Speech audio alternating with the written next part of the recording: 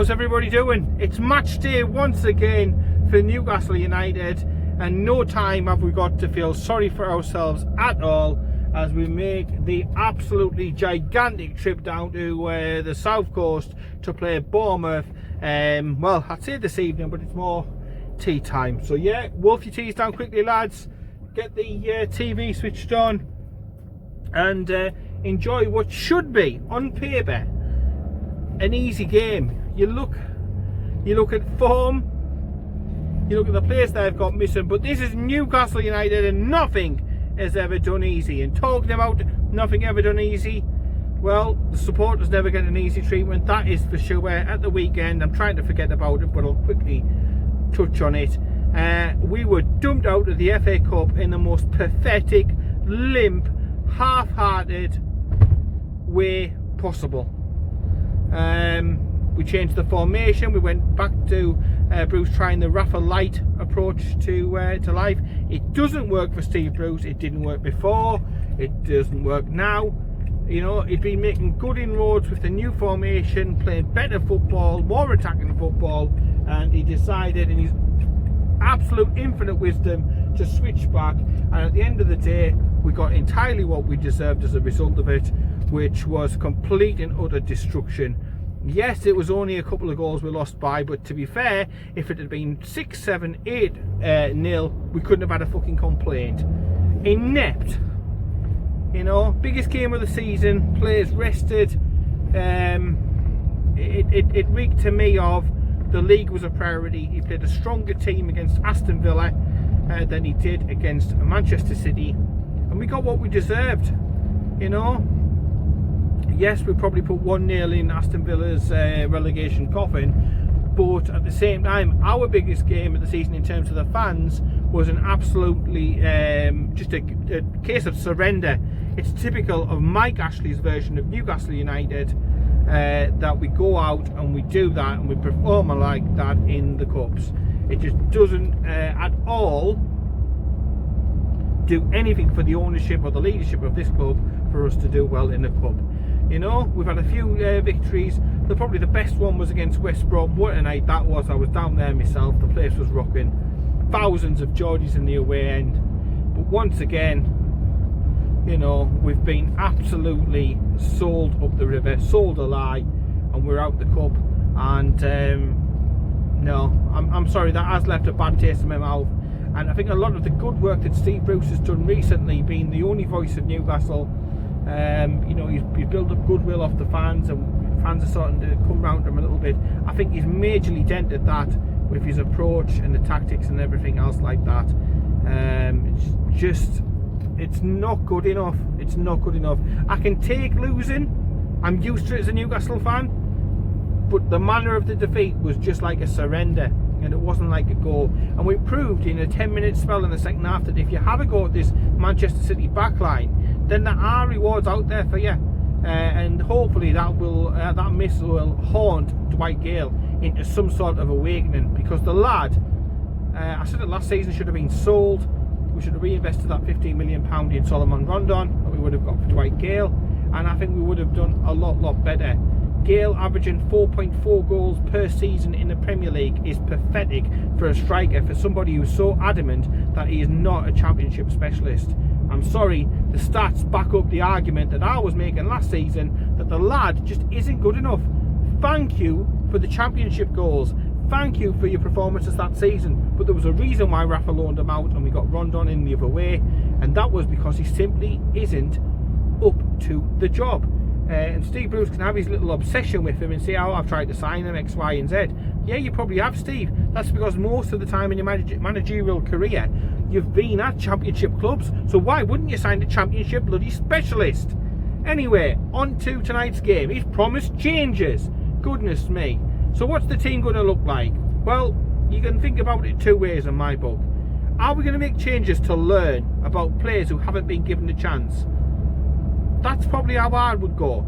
If I was looking at now a season where we're probably not realistically safe, but we've got nothing to play for apart from giving Mike Ashley a stiffy every time we move up a league position because it gets him an extra £500,000, £1 million or whatever.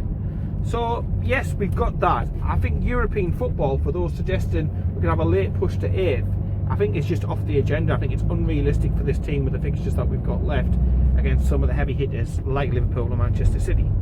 So I would use it to learn as much as possible about the players that we have got. And some of you might be thinking we've learned quite a lot about the players that we've got, and you'd be quite correct.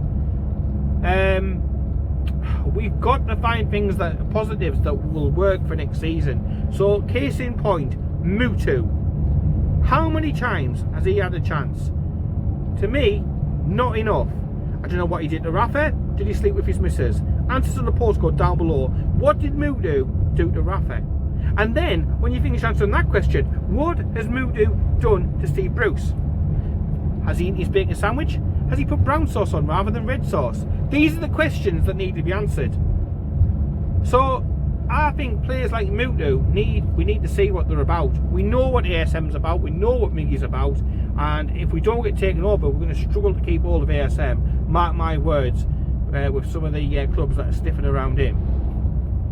So tonight you can look at each position and let's go through it. Right, in goal, Dubravka, you know what you're going to get.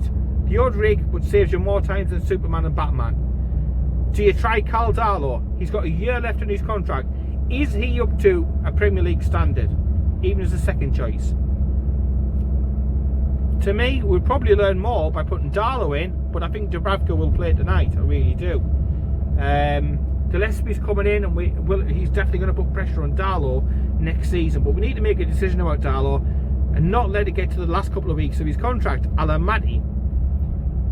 So, yeah, personally, I would maybe try Darlow tonight in the Premier League. I'm not his greatest fan, don't get me wrong. I rate Dubravka much better. I think Darlow's got a mint chant. But, no, that would be me. I would experiment and I would try with Darlow. Across the back, our options here are a little bit weakened just because of a few injuries and stuff that we've got. Fabian Schär, I don't know what's wrong with the lad. Does he just need a haircut? I don't know, but you know, he's gone from being one of the best players in the defence, and he was linked with Tottenham last year, to now, you know, that penalty was a pure, I know it was De Bruyne's birthday, but fuck me, man, buy him something else. Don't gift wrap him an absolute goal. Goodness me, man. So I can't see Fabian Schär. I really can't. It's too much of a risk at the moment. I don't know what's going on with the lad. So I think in the centre-back positions, because of the injuries that we've got, a couple of knocks that aren't going to free themselves up for a week or so, we're going to have to still play Fernandes and Lascelles. So I think we need to look again at Clark, we need to look at Lejeune, give him a run of games, etc. But you know, we can see that further down the line. At the two wing-back positions, again, interested. Danny Rose has came here to play games. I don't think he's going to want to be rested. He has looked better every single game. It's still not the England international Rose, but I think he'll probably get the nod. On the other side, DeAndre Yedlin is screaming for an opportunity, and I think after the 4-year contract that Manquillo signed, I think Manquillo is going to be first choice, or you know, certainly pushing for first choice next season. I think Yedlin could well be off, but I think you might have a look at him tonight to freshen it up on the right hand side of the defence. And DeAndre Yedlin starting there. Left hand side, I've touched on Danny Rose, because obviously Williams is not here. Dummett can't be registered, which is a shame, because I think he would have been playing maybe today. And obviously no Matt Ritchie. I don't think Matt Ritchie will be risked at all today. Looking into the midfield, how is he going to set up? Well, if we say that maybe there's going to be 3 in the middle of the pack, I think John Joe Shelby comes in. That's a no-brainer. He's one of our few match winners. He's capable of producing match-winning moments at any time, so he comes back in. Next to him, Bruce likes him a lot. If Bruce is here next season, I could see him having another loan or a transfer through to Newcastle, and that is for Bentaleb. He wasn't involved at the weekend because of his suspension. I can see him coming in tonight. And beside him, Sean Longstaff. What's happened to the lad? I love him. Local lad, done good. His first season fantastic under Rafa. This season he just hasn't looked at the races. I think personally It's got something to do with the old contract situation for himself and his brother playing out, and it's the politics of the club and the tactics of the club, etc. But Sean needs to put a decent performance in, and I think today he comes in and he's given that opportunity to play against a team who are devoid of confidence in Bournemouth. So that would be the three that maybe I'd go with there. In front of them, you'd normally have ASM and Miggy. We know what Miggy's about. He's full of running, he's full of energy, he's full of heart on sleeve type moments. Love Miggy to bits, but we know plenty about him. He's played a lot of football recently, so I think a change could be made here. And on the other side with ASM, who was quote unquote exhausted after the Manchester City game. We know what happened at Christmas time when he played too many. His hamstring started popping, so I think he'll be rested today. Can't see him involved. So in them two positions that we need to fill, I think one is easy, and that's Lazaro. He's on loan. We've got a figure to sign him. Is he worth that money? I think it's like 16 million. Correct me if I'm wrong, but it's a serious wedge of cash. I've seen decent little bits of him, but I've seen nothing yet fully. His goal against West Brom, I was down there just behind it. It was very fortuitous. It really, really was. But at the end of the day, you'll take it. We took it all day long. But I want to see more of what he's about before deciding again, and I think the club do, whether it's a worthwhile deal to strike up. So I think Lazaro plays tonight. Beside him, on the other side of the behind the striker, is an interesting one, and I would go with Mutu. I'd go for Mutu there. Like I touched on before, I'd want to learn a little bit more about him. You know, he scored an absolute lovely goal against Manchester United. His opportunities have been few and far beyond. He had that very, very good goal as well. He scored and notched in a behind the closed doors game. I've seen him play abroad and he looks decent. He's not a striker. He's not a striker. But let's see him in this position tonight. Let's see what he can do. Let's learn about him. Is he good enough? And is he up to it for next season? Because we can't just keep wasting season after season, which is what I felt we've done recently. It's lower to mid-table, lower to mid-table, lower to mid-table. Let's get to 40 points. I'm sick of the same old rhetoric, tired rhetoric coming out of the club. So let's learn something about these players. Give them an opportunity. Can they sink or swim? If they can't do it, ship them on. Like Dwight Gale. If he's up to it though, let's have him involved a little bit more. Up top, I think we've no options at all. Andy Carroll's a striker whose body's letting him down. He doesn't score goals anymore. He's a big physical presence. He can, as we saw against Villa, he's capable of providing an assist. 5 assists now for the season since he came back is decent. I think he's an impact sub at best. I really do. If you're struggling in a game, you can put him up in amongst some other strikers and cause a bit of carnage. So I think that's his role personally, rather than starting. I know he went and knocked on Bruce's door recently, but I don't think he's got any right to be honest. So Dwight Gale, I've been quite clear on, he's not Premier League standard. He's not good enough. I've learnt that already. I don't need to give him another chance to know that.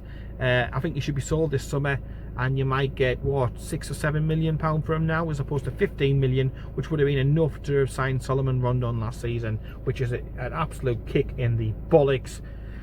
So it leaves Big Joe Linton, and why not put him in? He looked decent coming on against Manchester City. He was putting himself about. I've noticed recently he's turned around. He's not got his back to goal all the time. He's looking at the goal. If he's tackled further down the pitch, he's not moping around and feeling his leg and whinging that it should have been a foul. He's getting straight up and he's bursting the gut to get into that box. He's trying to get in the 18-yard box. He's trying to get somewhere between the 6-yard box and there, and he's trying to make himself a nuisance. I hope the lad can score a couple of goals, boost his confidence. It's not his fault that we signed him for ridiculous money. It's not his fault that we, a la Yundal Thomason, we've signed a player who isn't a striker and we're playing him as a striker. He didn't play that at Hoffenheim. I don't understand why we've tried to persevere at Newcastle with it. But again, we're going to have to put them in, and hopefully him, Mutu and Lazaro can come up with the firepower tonight. We can beat Bournemouth, but we can also learn a little bit something about the squad, because when the season ends, we're not going to have much time to be able to reshape stuff. So we've got to be really quick and really quite ruthless with the squad. I'd also like to see some of the other younger lads looked at before we get to another situation like what we've got with Fernandez, where he just disappears, and you think, well, he wasn't really given a crack. He wasn't given a crack anywhere. So you know, the likes of Sorensen, can they not be used? Can we not have a few of these youngsters on the bench? And you know, if you're 2-0 up with 10 minutes to go, try one of them, try two of them. Again, can we learn? Tonight, I think it's got bore draw written all over it. Bournemouth are on an absolutely hellacious, terrible run of form. They are desperate for the points though. They're missing the two main strikers. King, I don't think, is going to be fit. Callum Wilson definitely won't be playing. We all know what's happened with some of the other players who are out of contract and refuse to play. They desperately need the points, otherwise they're going to go down. But if we can keep it goalless and maybe score the first goal of the game in the second half, kill the game off, I fancy us to get something out of it. I think it's got 1-1, you know, draw written all over it. And I'd probably take that, a 1-1 draw. We've drew with them in the previous 2 seasons. I mean, who remembers that thunder cunt from Matt Ritchie, man? Fucking brilliant, absolutely brilliant technique, a screamer. I'd love another Matt Ritchie goal like that, but I don't think he's going to be involved. He's got a soft tissue injury, and I don't think he'll be risked. But yeah, draw tonight. That brings us up to 40 points and takes us to that magical number. And then we just see where we go from them. Again, hopefully continuing on learning about players. And please, oh please, Lord, if you are listening, Richard Cockmaster, if you are watching, for goodness sake, man, you've had quarter of a year. Make a bloody decision. See if those fans don't suffer enough with the club that doesn't communicate. We've got the Premier League who are also not wanting to communicate, or speaking in Chinese whispers, or taking absolutely for bloody ever a yes or a no, and then we see how we go along from there, because nobody can plan absolutely nothing, because the Premier League has shown weak leadership, weak management, and it's not good enough. I've lost count. I need a big abacus how many weeks this is at now, but yeah, we're over a quarter of a year since they've been given the paperwork, and I know it's complicated, I know there's questions, I know it's not a straightforward easy job, but you know, when you pay the big bucks, you've got to make the big decisions and wear the big boy pants. So I would say, Richard Cockmaster, pull your finger out your ass, get on with it, man, for the love of Christ. The NUFC Trust have wrote to you, expressed the fans as you know, general consensus is they want the deal done. Yes, there are lots and lots of questionable things that have happened in that country, but to be fair, there's been lots of questionable things that I've done in this country, similar things over the years. It's about trying to reform, about trying to change things, change viewpoints, and you can do that more when you're on the inside and working with people. And of course, our country does a lot of trade with that country. So you know, England, United Kingdom is in bed with Saudi Arabia. So what is the difference between them buying a chunk of BT, for example, or BP, and buying a chunk of Newcastle? Answers on a postcard. I don't see the difference. It's one company, it's another company. You say it's entertainment. Oh, 1 second, they've just bought a huge slice of Disney. What? It involves all people's personal information. Oh, 1 second, they've just bought a huge chunk of Facebook. You could go on and on and on. They've got their fingers in more pies than what I've ever had. Do you know what I mean? So again, we can't be hypocrites. I think what some of the stuff that they have done and they do is wrong. Simple as, it's wrong. But there's nothing stopping us from working with these people to try and well, educate them, work with them, change their point of view, let them see how we live, let them see how we operate, let them, you know, come to the match day and see how we do things over here. Who knows? Who knows how the purchase of Newcastle could change things in that country, because sport is a powerful tool, no doubt about it. So yeah, lots of arguments, counter arguments, people on high horses, this, that and the other. I think they've done a lot over piracy over the past couple of weeks, and I think that is the Premier League's way that they're trying to leverage, and the best deal for them. They can, they want the money in the game that they're going to bring, no doubt about it, because I think a lot of clubs are going to be short of cash. This could help stimulate the transfer market, etc. But they do want to tackle piracy, so they can use this, them wanting to buy Newcastle, to sort the issue of piracy out in the region. So it's winner for all parties. But Richard Cockmaster needs to pull his finger out, because since he's come in, he's looked inept. He really has. He sounds like the piss and Riddler every time he talks about Newcastle. I've had enough of it. I really have. So yeah, let me know what your prediction is down below. Are you confident? Would you play our best, so-called best team, or would you make a few changes and try and learn a few things here and there about ourselves, ready for next season, when we are surely, well, we definitely aren't we, got Premier League football again. Let's just see. So yeah, let me know down below. Take care, keep it tuned, check out all the good stuff on Newcastle Fans TV later on, as we do all of our normal pre and after game stuff. Take care, and I'll speak to you later.